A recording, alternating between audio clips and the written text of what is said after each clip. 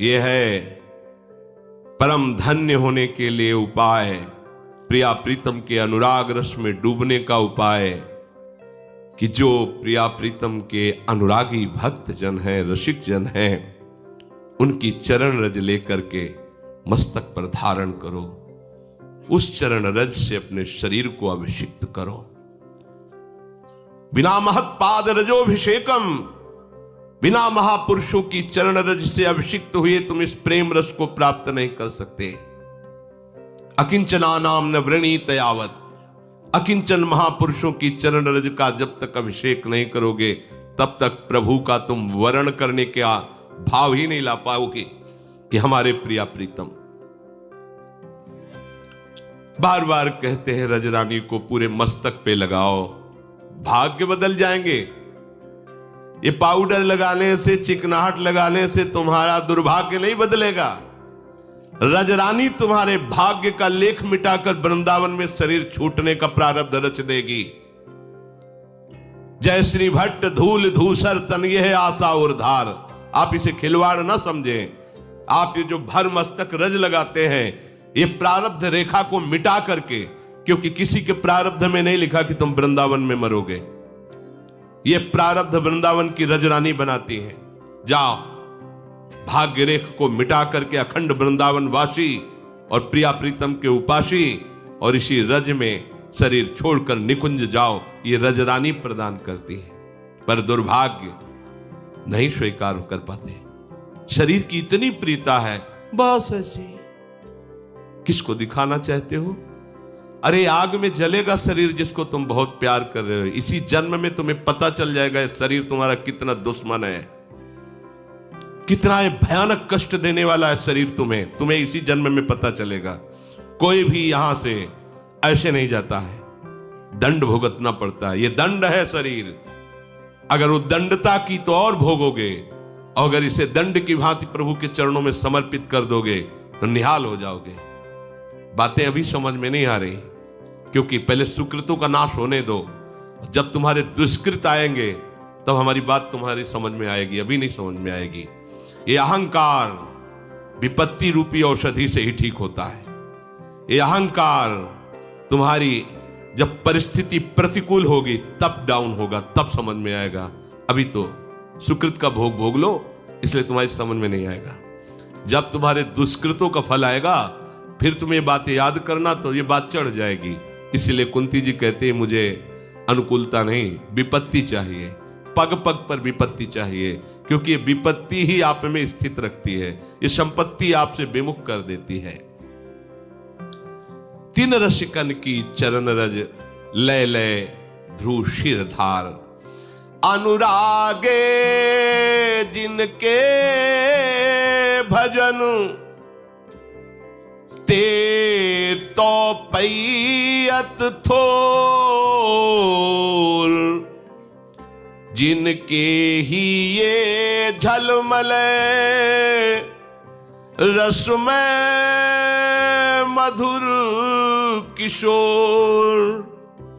अनुरागे जिनके भजन दूजी बात नौर। तीन रसिकन की चरण रज ध्रुव के सिर को मोर। भाग पाई जो पाइए ऐसे रसिक रसाल। जिनके हियते टरत नहीं श्री राधा वल्लभ लाल। जिनके हियते टरत नहीं श्री राधा वल्लभ लाल। जो केवल प्रिया प्रीतम के नाम रूप के अनुरागी हैं, ऐसे बहुत कम जन होते हैं। ये बहुत दुर्लभ है बात। अनन्यता आना बहुत दुर्लभ बात है। भटकाव मिटना बहुत दुर्लभ बात है। बोले ऐसे बहुत थोड़े जन होते हैं जो प्रिया प्रीतम के अनन्य होते हैं, जिनके ही में महामाधुर्य रस का विस्तार करते हुए युगल सरकार प्रकाशित होते हैं। ऐसे रसिक जन बहुत कम होते हैं जो इस रस के रसास्वादी जन हैं, जिन्हें और कोई दूसरी बात अच्छी ही नहीं लगती है।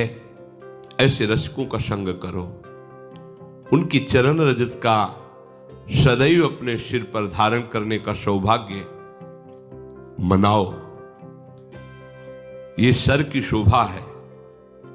चरण रज वृंदावन की रज विराजमान है, मानो हमारा मुकुट है। ये रजरानी हमारा मुकुट है। बड़े भाग अगर ऐसे रसिकों का संग मिल जाए, एक ही क्षण का जीवन बदल जाए। पर देखो, पारसमणि और लोहा, लोहा कभी सोना नहीं बन सकता, पर अगर एक चावल का भी अंतर रहा तो पारसमणि के समीप रहने पर भी सोना नहीं बनेगी। एकदम उसको अपना अस्तित्व उस पारसमणि पर समर्पित करना होगा। समर्पित करते हुए ही वो स्वर्ण बन जाएगा। भाव क्या?